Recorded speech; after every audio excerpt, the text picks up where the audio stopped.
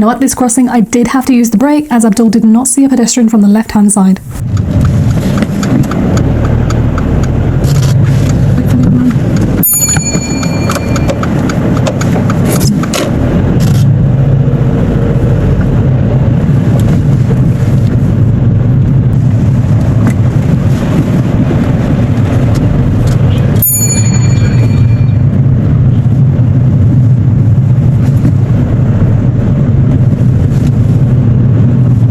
When there are parked vehicles on both sides of the road and the road is not wide enough for two cars, you want to keep your vehicle in the center of the road. Abdul was too close to this grey car on the left, but even after this, he kept swaying left and right and positioning too close to the left, even though there's not enough space for us on the left-hand side.